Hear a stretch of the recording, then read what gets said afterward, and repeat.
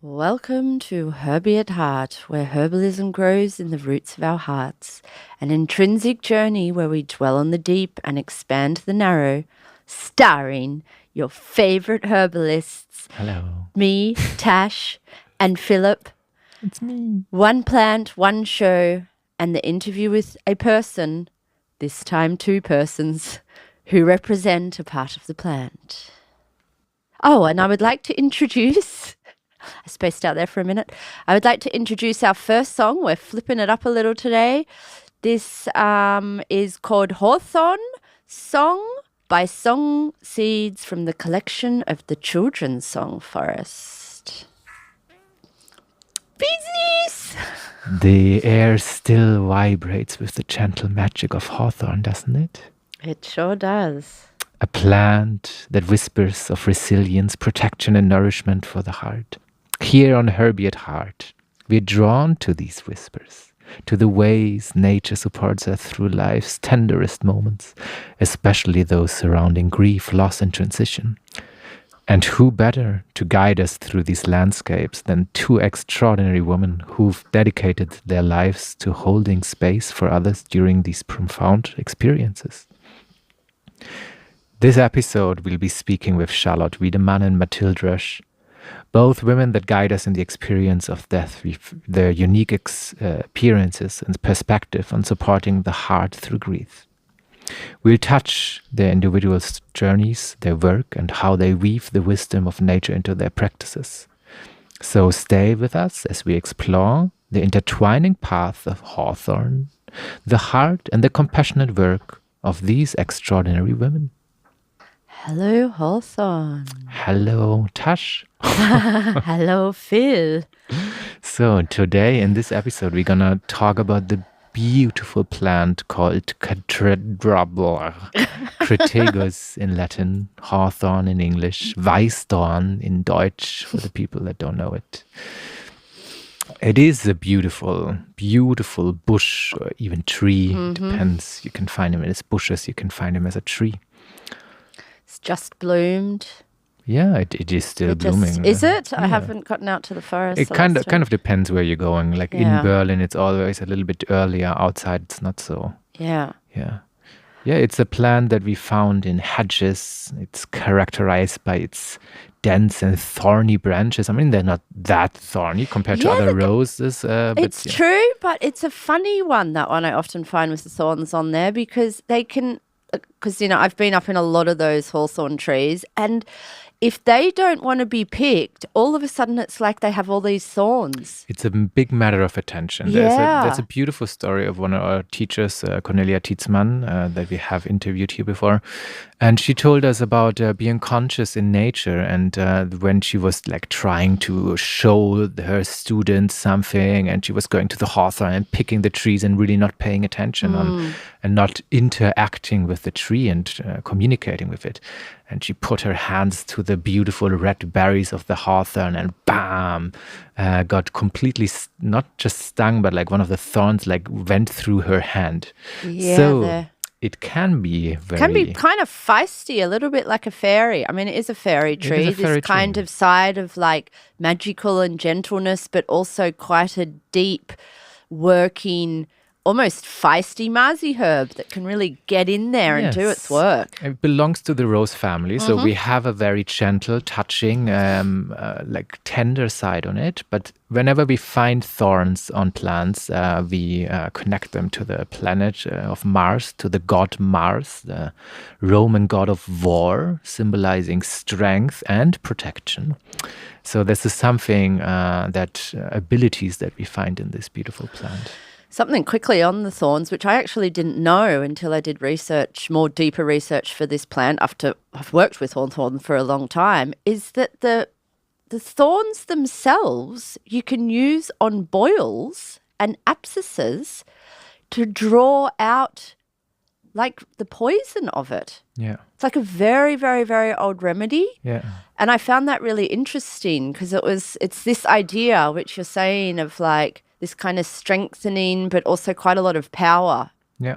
I think this is, it's quite interesting if we look into the historical usage of this plant.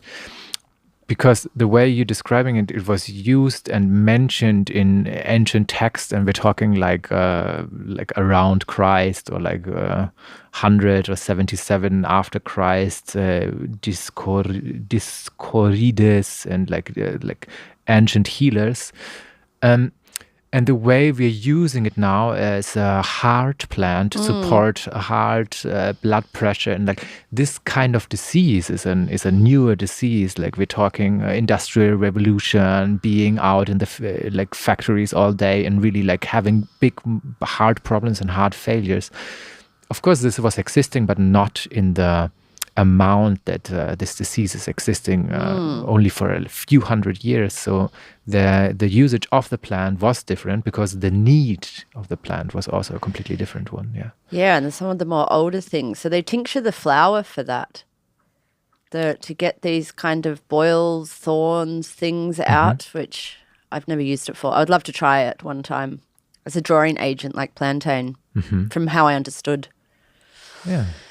So let's talk a little bit about Hawthorn, how it's described, how we can find it. It's this beautiful tree or bush outside. It has these beautiful beautiful leaves that look like they come up in like 3 to 5 fleshy leaves. This is a way to already recognize it. It's a very distinctive leaf. Once you know it, it's quite distinctive. Yeah, and the flowers are like cluster-like and very beautiful in a deep white when they're blooming. With like almost pink little flicks on top. Yeah. When they're perfect to pick, I find them always like the whitish, pinkish. This is like a very particular time when to pick them. There's a touch to it. Yeah, it's true. Yeah. The Latin word is called Crataegus. That's where we find it. And then there's like subspecies around the world, like hundreds of them. I think in Europe we have 22 different species. In Germany there's 3, and they're very similar. It's kind of hard to distinguish them. But around the world we're talking like 200-300 kind of subspecies of the Crataegus. And the word Crataegus, it comes from the Greek word kratos, meaning strong or hard, which is a reference to the thickness and the hardness of the wood.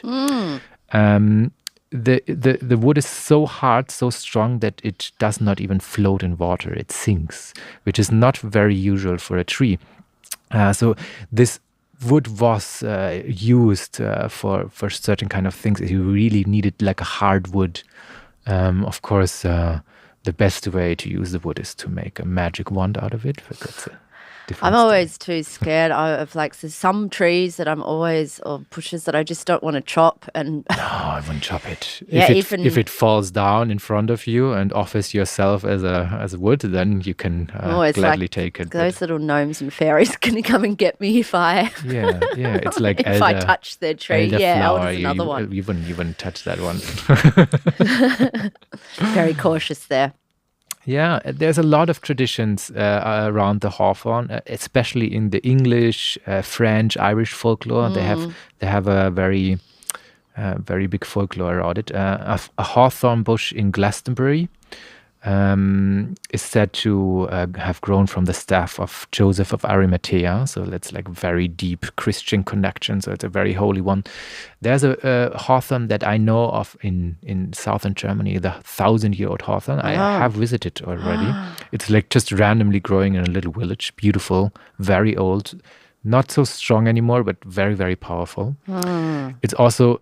There's sayings or legends around that it was the crown of Christ was made out of hawthorn. That's a big... That's why it's also called Christdorn in the name, one name of it in Germany, which is quite interesting. So it has a very like it's close to these holy things. Like holy, mystical, otherworldly.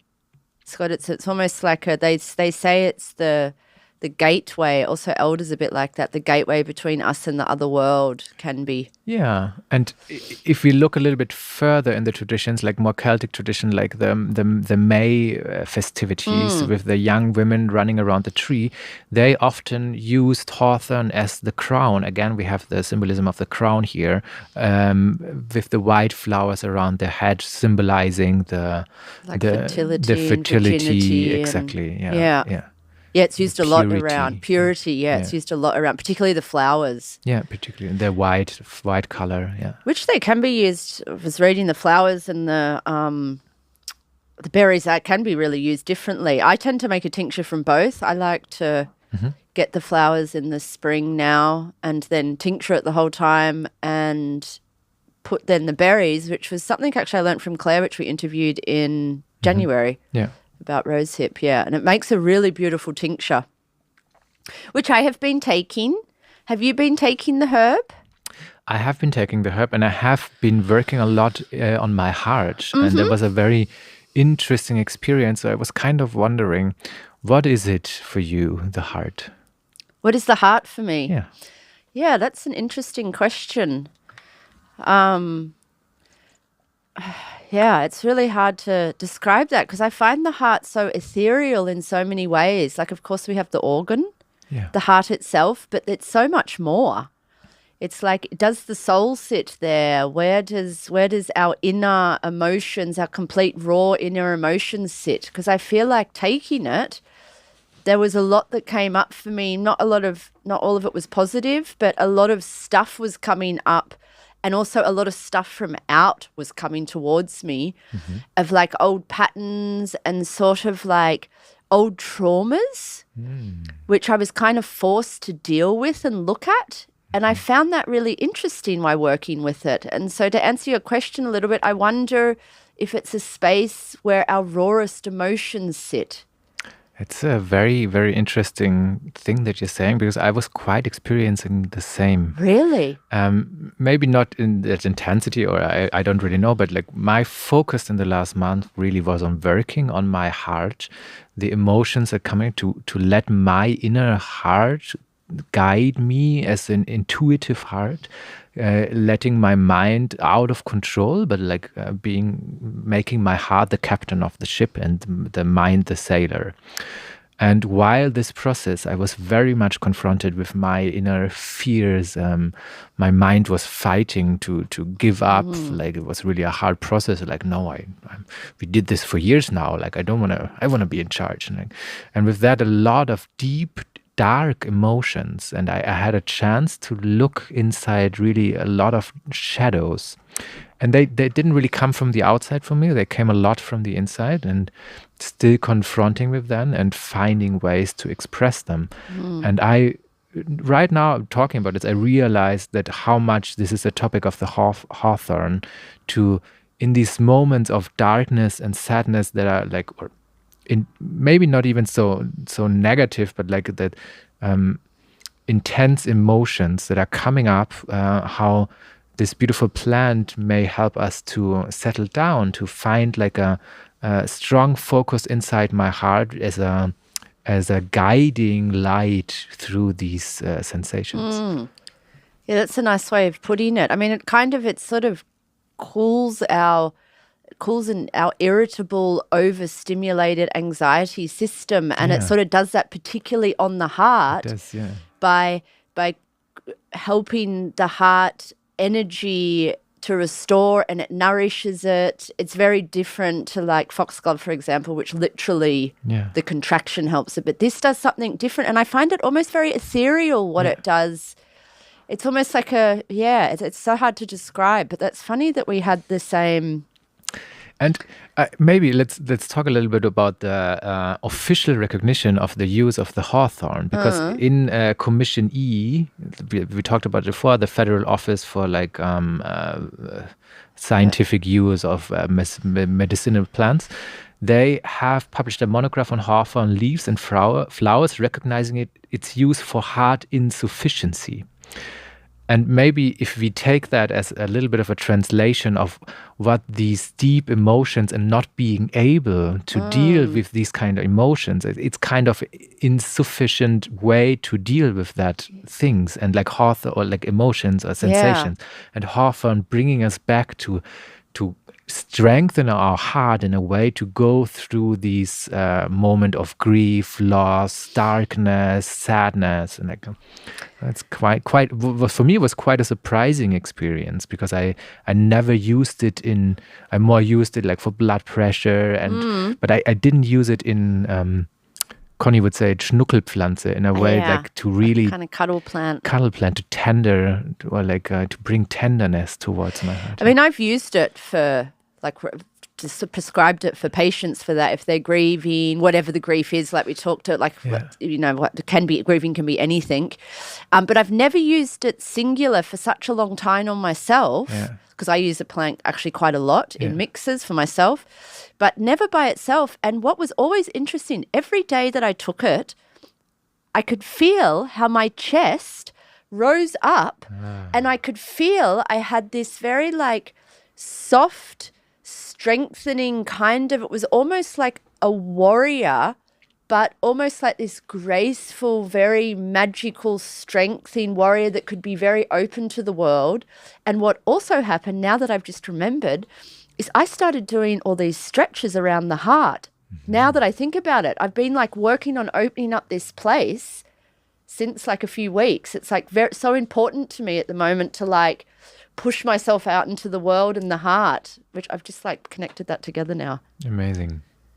So that's a really beautiful way of working with it, actually. And as a singular herb almost, it feels like to mix it, it could. Did you go for the tincture or flower essence?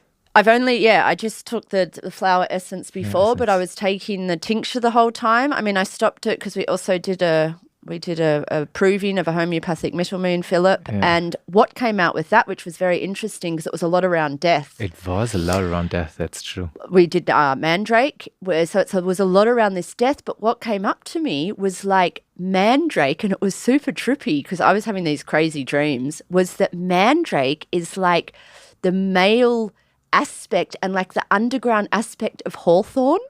It was super like, it kind of blew my mind when it was happening. And now I don't have the connection as much, but I wrote about it. I did forget my book, but I found this connection quite interesting of the two, and that we had done it in this month that we're working with Hawthorn. It is very interesting, yeah. I'm quite amazed because I did not even put together the sensation of my heart working so strongly on my heart in the last month and Hawthorn. I mean, it's so obvious now that we talk about it, but like the inner work that I was doing in the last month, it brought me so much forward into a new direction. And I was I don't know what I was thinking, but like now to connect it with this beautiful plant, I think I will learn and remember a lot from this month experiencing Hawthorn and how I can use it. I mean, we're always told in herbalism that, like the more recent herbalism, that's what it's for, which is for high blood pressure, for, you know, lowering cholesterol and stuff, which it all is great for that. But I think it's always beautiful to experience the plant itself so you understand it, especially as a practitioner. And for these kind of sensations that we were describing, I normally would go for like really wild rose or something like that. And interestingly, I mean, it's from the rose family, like so many other plants, but like it is a rose family. But I would have not connected it with that gentle and like depth of hardness. I feel like even talking about it now that rose is almost a bit rougher. It is, right? That Hawthorn, it's so much softer and so much deeper than giving rose, which is a good way to think when prescribing it, actually. Yeah. The difference in it. So I would say we listen to another song before we dive in the pharmacology and then our interview section. And I brought a song from a beautiful artist. I think she has African roots, but I don't know exactly because I didn't look it up. And I was listening to her music for a very long time when I was younger. So her name is Nika. She was famous in Germany. Still is, I believe. For me, she is. And, She's still in my heart. Yeah, the song is called Heartbeat. Beautiful, Nika. Man, this song brings me back years back when I was Like, how old were you when you still listened young. to it? I don't know, like 15. I like the way you've chosen that. It's like a song that you listen to when you're younger, and it's exactly what we talked about with the Hawthorn, like also bringing up sort of like shadowy work and old stuff, and you've sort of chosen a song from damals. Yeah, and with a very, like, this heartbeat of her, it's like, it's quite fast and intense. So, like, a level of intensity that I was living through this music. I really liked. Maybe I should have used Hawthorn at those times, but I had no clue about plants. Maybe a little bit things my grandma told me. So we are into Hawthorn. We talked how we are using it, the way it works on us and our experiences with it. But of course, there is a traditional use and official use of the plant as an official medicinal plant. The hawthorn itself, it has a variety of very beautiful bioactive compounds. And one of the most important things is flavonoids, as always. And we find things as hyperoside, quercetin, rutin. And if you're a little bit into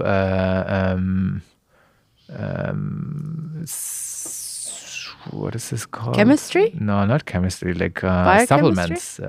Supplements. You find things like quercetin and this kind of thing to buy for yourself. Like it's a big thing right now. Protein, I think, is in a. Yeah, but you don't need that. You find these beautiful antioxidants in plants like hawthorn or basically any plants that are colorful. Especially rutin, you can find them in the berries. It's what makes it red, and these flavonoids in general, they have the ability to improve your cardiovascular health. They have anti-inflammatory, antioxidant effects. There's phenolic acids, which also have antioxidant activity. That help us to live longer, to strengthen our immune system, and reduce free radicals from our body, reduce oxidative stress in the body. I think this is something, if you're a little bit into medicine at the moment and the modern medicine, I think it's very trendy to work with these kinds of inhibitants or like contents. And I'm not a big fan of supplementing extracted things.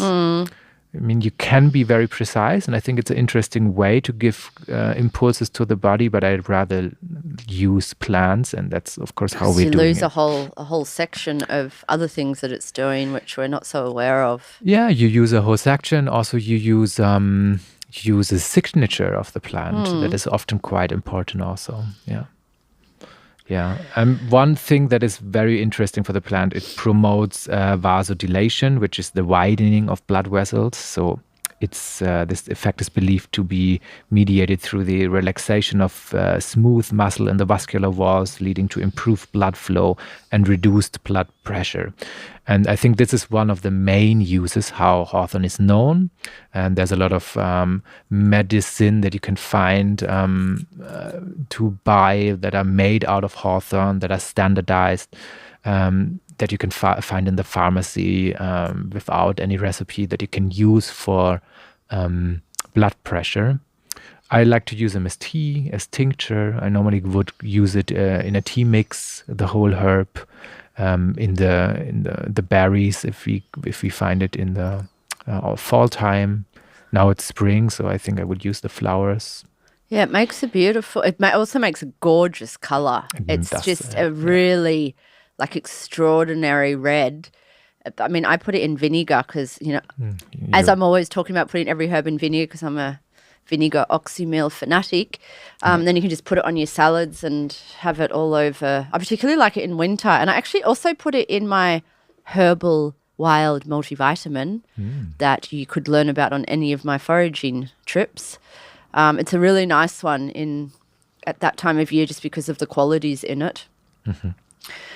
Yeah, I mean, it's just an all-rounder good for the heart and our circulatory system. It helps wear and tear on our arteries, capillaries particularly, to the smaller parts, and this will help, as Philip said, the overall condition of our system. And I read some interesting things about it, which I didn't know, some older ways that it was used for, which I think have fallen a little bit out of fashion, was for like runny tummy and diarrhea. And I had never really thought to use this plant for that. And I'm wondering if it's because it sort of calms the spirit and calms the heating digestive tract and calms the blood flow somehow, that it regulates the blood flow to the system. Was kind of my idea. They say you use the flowers and the leaves. Also sedative action.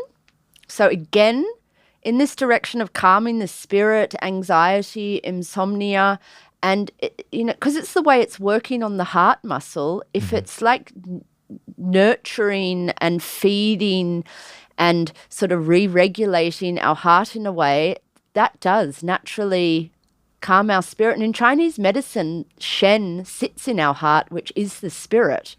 And when it goes wild, our systems are overheated, we're very fast, everything goes up, we're very heady. And so it's an interesting concept I found also with this idea on the nervous system of how it worked. It is more or less proven that it does offer neuroprotective benefits, especially helping to protect against neurodegenerative diseases. But I think what you are talking about is quite interesting too. If we can use it as like, for example, psychosomatic stress, psychosomatic digestion issues. Like IBS. Because our a lot comes from the emotions, from the stress that we are having, and like supporting, like having a strong heart that builds resilience toward all the impacts coming from the outside. I think that can be a very interesting application to try out with your patients. Whenever somebody has a disease, any kind of virus infect or something, I always use Crataegus in a tea mix just to support the heart. And I also use it in times of grief in these situations. So also that is a very interesting way to maybe try it out for people in just situations of stress, because it kind of showed us the last month how it was working on us in a singular use. Because even though all the stuff was coming up and some of it was quite painful, I felt, like you said, a very deep calmness around it. And I felt like I could process it in a very kind of very delicate, calming way without being too aggressive at myself or aggressive to my outside world. It felt very safe somehow. Safe. For me, it just really showed me how my mind often controls like my emotions. And how thoughts are just like, it's this classic exercise in meditation, like you see your thoughts as clouds going away and going away. So you don't really, you stop caring about them or giving them the power over you, and let, as I said before, let the heart become the captain, and the mind and the thoughts is just the sailor that supports the whole system. And with that, the power of my emotions, the power of my thoughts that it had over my body before, it helped me just to regulate it all, and my body calms, my whole spirit calms down, the self is calming down, and you can reach another level of depth inside of you. And I think Hawthorn is very beautiful to support these kind of situations and calming you in your own depth, like helping to ground yourself. Yeah, it's actually used like that emotionally too. Like if you've got a lot of anger, or you can't express love, or you've got blockages there around this idea emotionally of love, or a distorted anger, a distorted aggression towards loved or loved ones, people who have failed love affairs, or like people who are very needy and very like to suck energy. These can be people who could be picture people we could use Hawthorn on as an emotional stability, just to open up their heart, ground them, as you say, and let them for once. And I like this, I love this visual of like this sailor and the captain, of like just being on this ocean in this boat and allowing your heart to just guide the way and the others to just keep the boat running. Yeah. And I think that's a really beautiful way of looking at it. Yeah. One other thing that I found, which I had, and I've had this book forever, it's like the King's Herbal, and I found it and I would love to do it one time, use it for this, for kidney stones. And you powder and dry the berries and steep them in wine. And it's a very old way of using it. It's one of almost, from what I understood in this herbal, is like they used to really use it. I heard about this, and I'm a little bit questioning this idea because as much as I heard about it, it comes from the signature, because inside the berries there are these very strong seeds, and they're very hard, and from this signature they kind of read it as kidney stones. But as I heard from Wolf-Dieter Storl, for example, that he thinks it's completely bullshit because it never worked. Yeah, I didn't know because I hadn't read anyone that used it, but I had a theory about it. Okay. Because, yes, maybe he said that. Yeah, so let's see how much he had used it. But I do have a theory about why it could work. Okay. If it's working on the capillaries for the wear and tear and to make them dilate and to make them better, all our blood is running through our kidneys. Yeah. And it's a constant, and it's huge, huge amounts. And if our kidneys are not working properly, they can do things like form stones. Yeah. And so my theory came a little bit from there, that when I read it, I sort of at first was a bit like, oh, I don't really understand where that's coming from. And then I thought about it a little bit deeper, and I thought, I could imagine on some particular people, especially people who have suppressed fear around love, or suppressed fear around their heart and suppressing emotions. It was just a little thought, just throwing it out there to the audience. No, I see where you see where I'm going with this. Yeah. I'm not sure if I would use it because it's a very particular use, but I understand what you're talking about. You might have a particular patient who has that. Exactly. You might have that. And then support it with classic renal plants. I think that's a good I just thought it was a very interesting, because it made me think. I like when I read these things and it makes me think, how have they come up with this? Yeah. So, today in our interview section, we dive into a tender and often avoided topic, death and dying. Our guests today are Mathilde Rösch and Charlotte Wiedemann.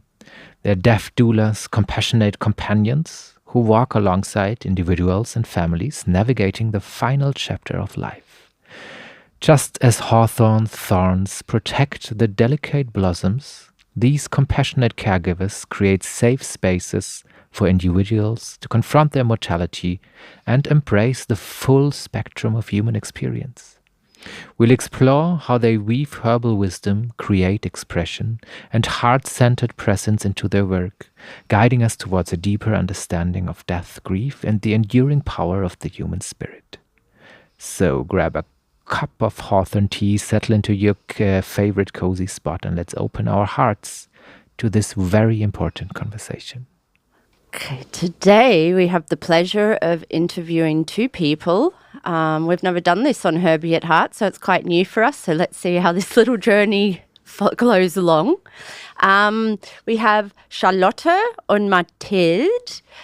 Charlotte Wiedemann is a writer, death doula, focusing on funeral rites and death care. She considers herself a death awareness journalist and activist, fostering a more open societal discourse on death and dying through media formats, workshops, and art collaborations.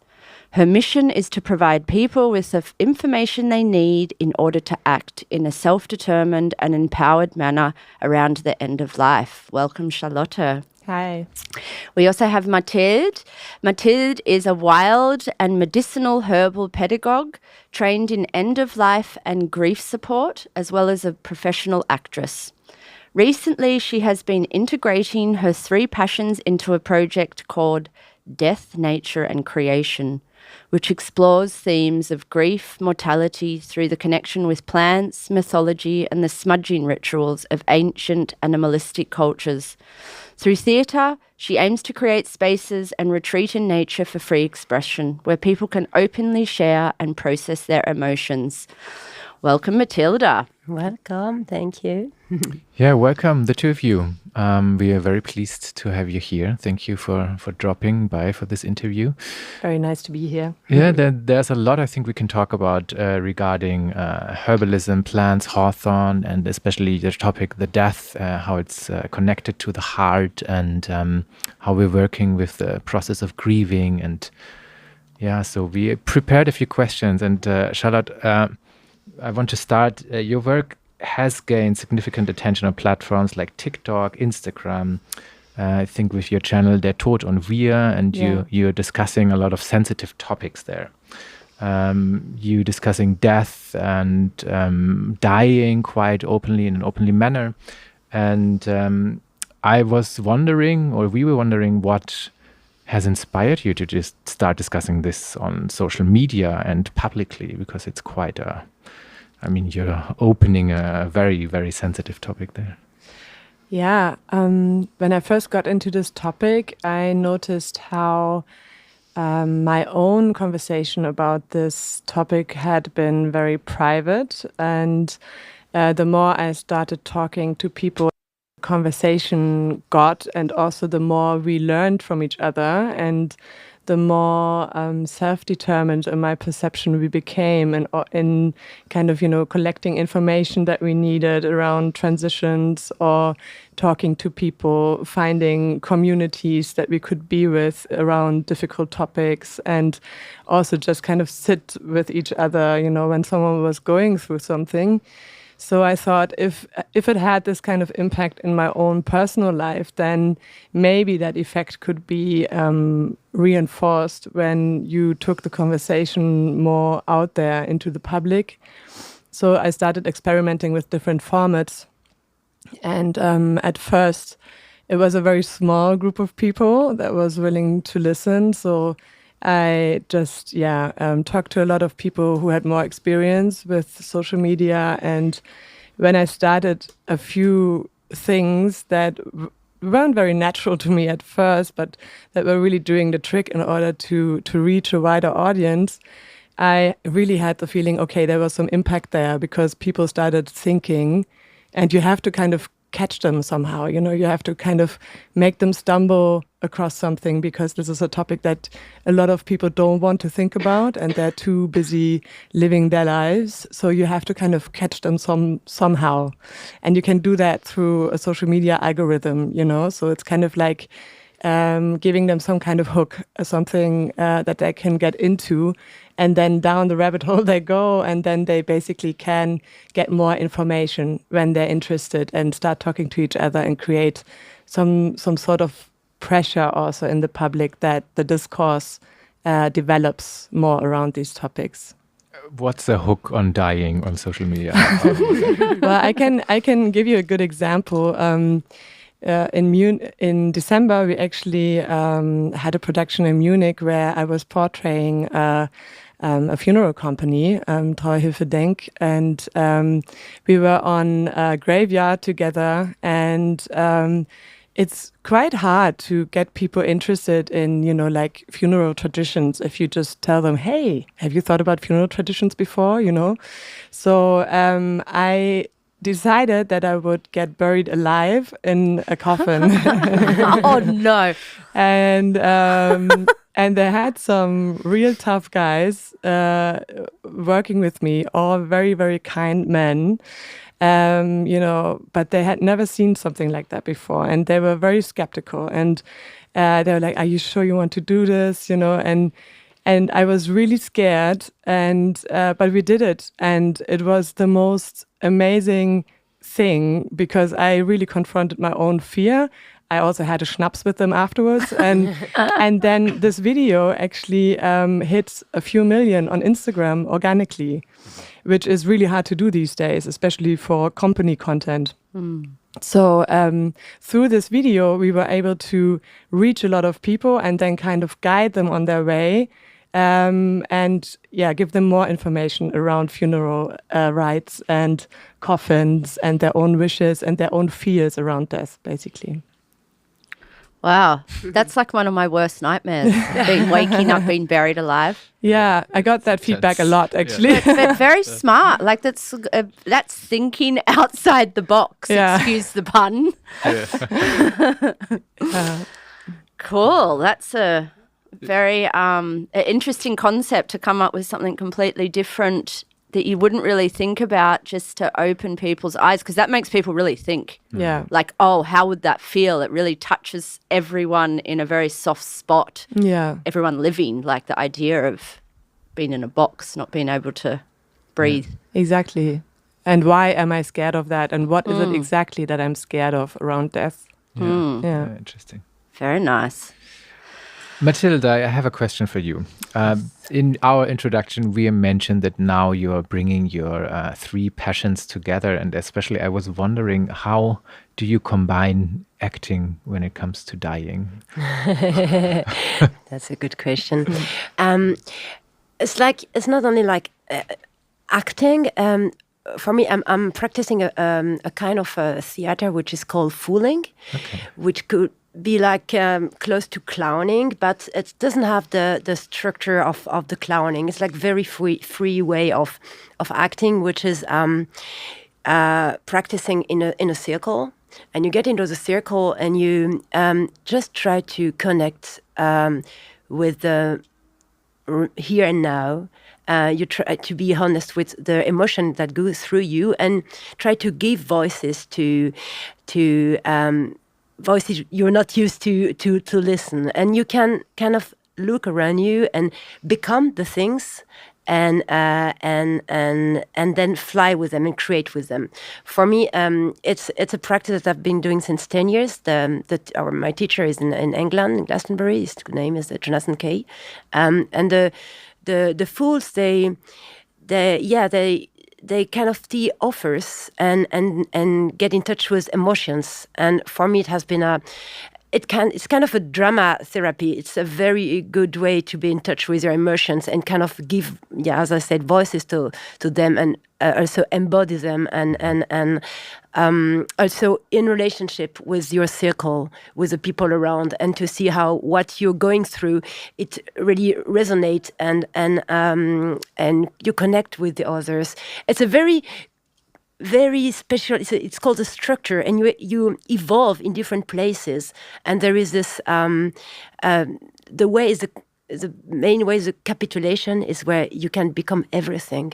And for me, in relation to death, is when the words are missing and it's only about emotions. And it's a very beautiful way to be able to express and to create with these feelings, and go to very special places which are secret and sacred and scary and scarred also. And I'd like to invite people to practice and to maybe say the unspeakable in another way when you go through grief or you accompany end of life persons. Yeah, it's a very trippy way of theater, and it's beautiful. It sounds very beautiful. It almost is like you're bringing death to life again, both of you. Which is very an interesting concept of this idea of bringing it into our living world, which I think some cultures are still doing, but in our Western culture, we're not. Where let's push it all down.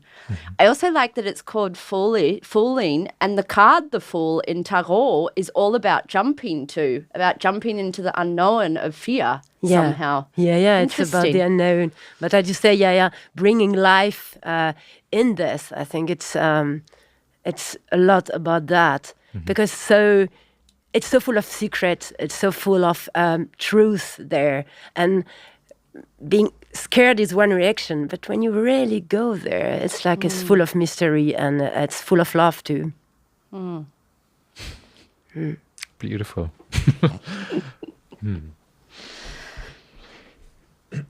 So, you go. Charlotte, you've mentioned the concept of a good death exit. What does this mean to you, and how can individuals and communities kind of work towards creating this and supporting a meaningful end-of-life experiences, both singular and communal. Yeah, I have to say I really connected with what Mathilde just said. I think she put it in really beautiful words that in order to have a good death, I first have to make a good life for myself, and connect with the things that are important to me and explore my wishes and feelings and thoughts around death. And that usually also makes for a more lively life altogether. So I think kind of exploring these emotions verbally, of course, is one thing, but also kind of using everything that you have available as a human being. So, creative formats.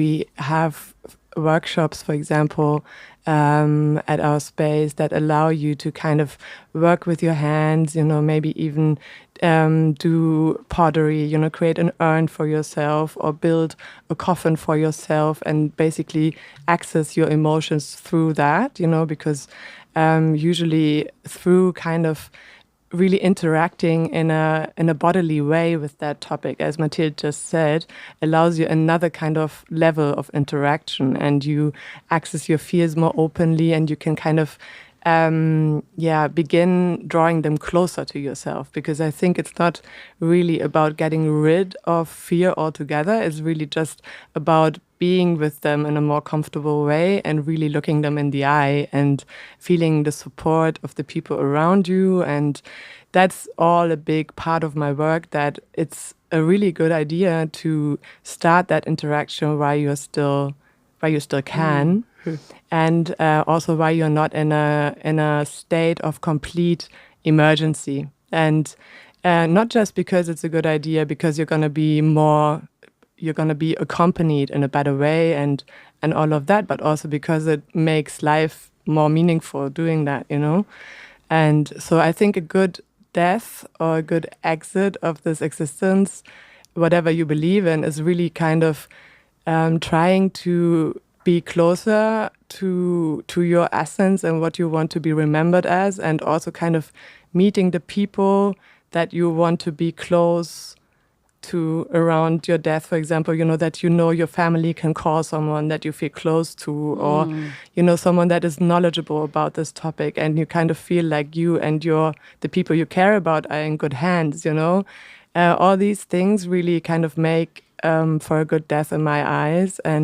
But even if you don't have the time to prepare, which of course also happens a lot, then a good death can be to really kind of listen to your instincts as much as you can, and not listen to people who want to kind of make a decision for you, but really kind of trust yourself that you're equipped to deal with the situation, because so many people have dealt with death before you, and so many more people will.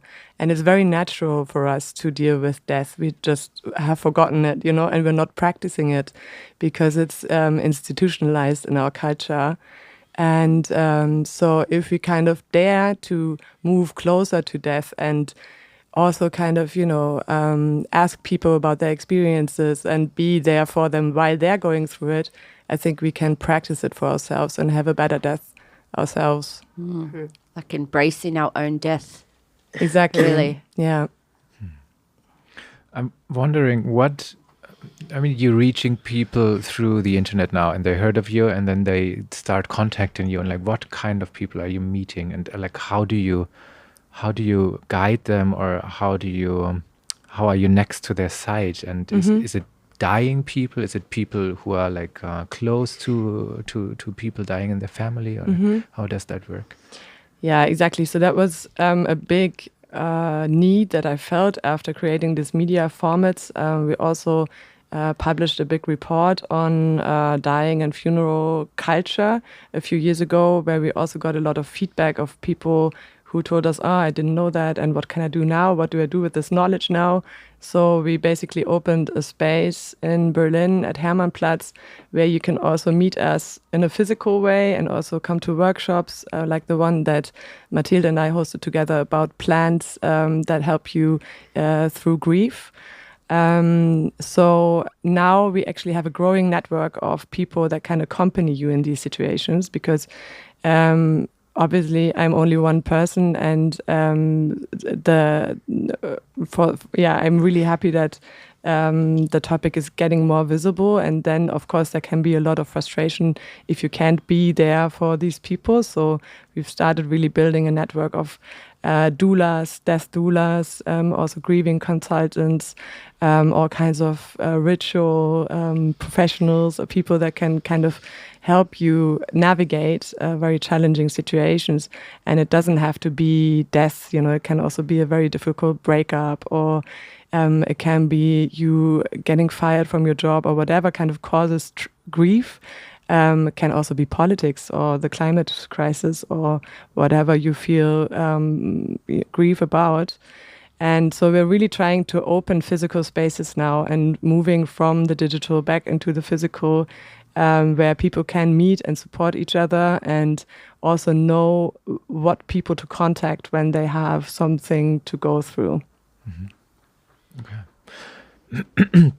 Are you also offering like one-on-one consultants or like guidings through death situations? Is also something you're doing? Yeah, totally. So we have all kinds of offers. We have people that guide you through, for example, we had someone coming into the space recently who is accompanying in their family with dementia, and they wanted to have an open space for their family to interact with this topic, and also the imminent death of that person. So, and they wanted to integrate their children, which is also kind of something that a lot of people are worried about. How can I integrate them, and how can we open a space that feels comfortable for all of us, kind of. So we design rituals for that kind of situation, or workshops, or just an open room where you express yourself creatively, or you have someone to talk to. And we have all kinds of creatives that we work with to interact with that topic. Actually, today after this interview, I have a ceramic artist coming to the space. And she is going to she's going to produce my death mask. So she's going to put clay on my face, and then I'm going to have a mask from that. So if I were a dead person, that could be something like a physical anchor for the people that care about me when I'm gone.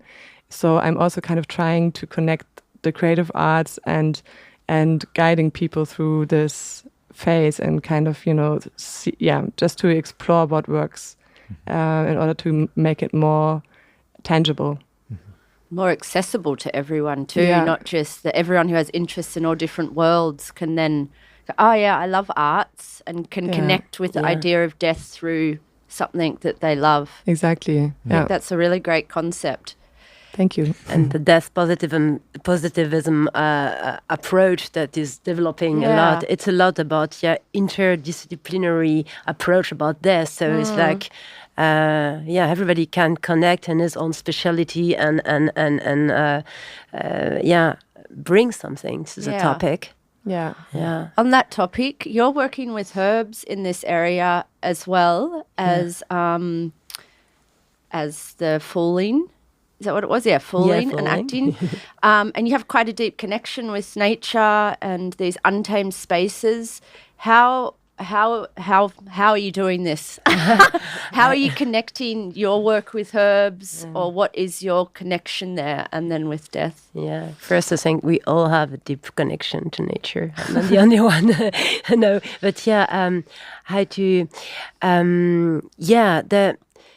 I'm very into wild herbs. I really like the wildness and the plant which don't need me to grow and to grow around. So for me, plants is a way to I go foraging. I go into nature. I try to find very untouched places and And I've been always interested in medicinal aspect, in remedies. So doing a tincture from coffret roots for wounds, and for from resin of pine tree for breathing, all these things. And at the same time, I was very interested and the topic of death had been a big part of my life. I accompany people, and there was a lot of people, very close people, dying close to me. So it was there, and I studied this end of life and grieving accompaniment or support. But I didn't make the connection at the beginning. It was just kind of two separate things. And then the deeper my relation was becoming with nature, it was just very natural that I realized how nature is a great support in the topic of death. It's just that you just need to sit there and be with nature, and you realize that is everything okay. You're so welcome. You can be, and death and life are just so part of it. And the more I go into very wild places, I've been last year, and I'm going again to a very special place. It's called Białowieża Forest. It's the last primeval forest we have in Europe, which is at the border with White Russia, and it's kind of the oldest forest, and the force of this forest is very strong. It's such a teaching to be there, because do you see the dead tree, how they allow new tree to come to life, and it's a beautiful show of nature and light, and there I realized how strong the connection with nature and death, how it helps me first. It was me. I was looking for something there, and I was able to grieve there. I was able to accept that I'm gonna die, and I was there for a friend. My friend is gonna die, but it is okay. And it was a feeling. So it's hard to put it in words again, but it was just a very strong feeling that we come from there, we're going back there, and it's all part of it. And birth and life and death and rebirth are there. So that's I guess it's like with death, always something beautiful comes from it. That's, I think, often what nature teaches us, that you see this, it's a beautiful explanation of this tree with another one growing on it, that wouldn't have grown without this other one, and that to understand that, we can become a little bit more better with the idea of going back to the earth. I have another question regarding our topic of the show, the Hawthorn, today. It is a beautiful hard plant, and we're talking. We talked before in our monography about Hawthorn and the relations to heart. So my question, maybe for the two of you, is like, do you use, Mathilde? Do you use like plants regarding the care of the heart, or both of you, when you work in these intense situations? What are your self-care rituals? How do you take care of your own heart and the heart of the people that you're working with?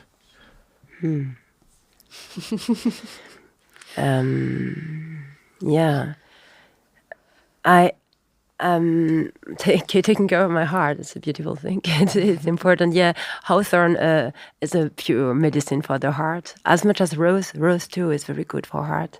I like the smudging of plants. For me, it's because you talked about ritual and finding a place with yourself, a quiet moment, a moment in the near here and now, and for me, the smudging of plants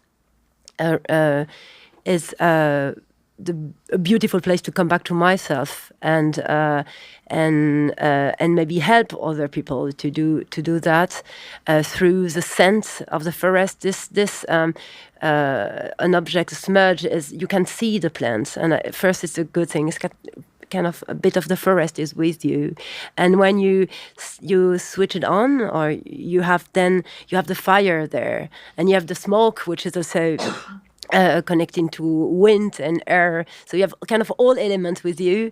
And then it's about smelling, about smells and scents, which are also for me a good way to approach difficult topic, or to connect with emotions. As I was explaining in the workshop yesterday, scents and smells connect with a limbic system, which is not going through the brain. It's go directly to emotions, to fundamental emotions, essential emotions. So it's not filter from the brain, and it bring you. It's responsible for souvenir rememberings too. So it just bring you in a place where all feelings can be. And for me, it's a good way, to connect with myself. Could be Hawthorn, could be, we have many beautiful plants for grieving also. I don't know if you want to talk about Hawthorn especially, but medicine of the heart, beautiful plant. We had it yesterday.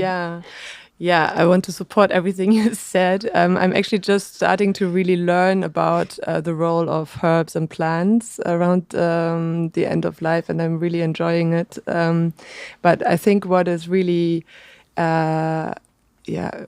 important here in what Mathilde is saying are two things that I'm observing in this work in general. One is not looking away, but really sitting with your emotions, really kind of because especially in our culture, I think we tend to, zip it up and be strong, and not take it into our professional lives and not cry in public. And, we have this saying in German, in stiller Trauer, which means in quiet grief, So, and of course, it can be quiet if that's what you feel like, but it can also be loud, it can be expressive, it can be beautiful, it can be horrible. And, kind of accessing it through a herb or plant and kind of, sitting with that plant and having a ritual for yourself really allows you to dive into that emotion and just be present and inhale and exhale and integrate it that way, And I think that is something that we really can relearn in our culture.